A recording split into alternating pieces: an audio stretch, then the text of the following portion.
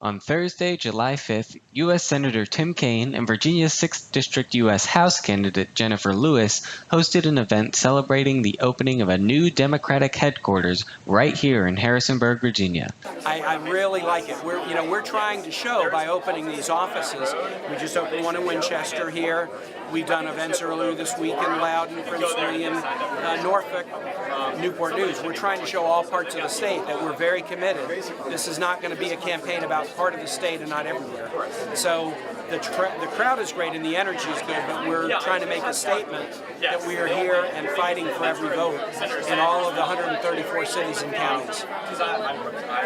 The new HQ is on 850 West Market Street, and the event had food, including funnel cakes, and music by William Howard from the Judy Chops.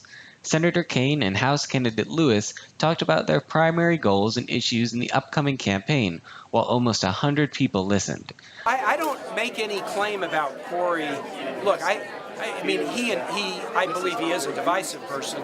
Whether that's his personality or whether that's a strategy, I don't know. But he's just got a track record of doing events with and offering support to people like Jason Kessler, who organized the horribly tragic white supremacist rally in Charlottesville, or praising Paul Nehlen, a notorious anti-Semite, not just praising him, but saying he's his personal hero. Senator Kaine's objective is for a better Virginia for all, and includes work in career and technical education, access to rehabilitation for victims of drug abuse, new health care and Medicaid options, and more.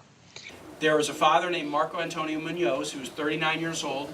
He and his wife and their 3-year-old boy were coming here from Copan, Honduras. I lived in El Progreso, Honduras.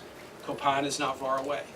The wife's brother had been killed in a drug gang incident, and they decided they needed to leave home to keep themselves safe.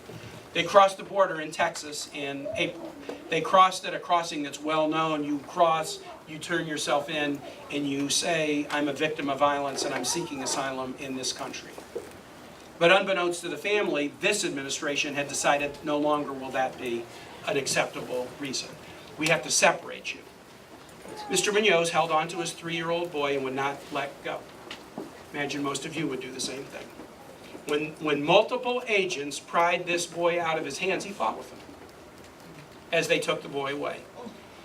And because he was fighting, they put him in a squad car, and they took him and they put him in one of these kennels like you see. And then he rattled the cage, and they were worried about whether he would knock the cage down. So then they took him 40 miles away to McAllen, Texas, and put him in a padded cell in the local jail.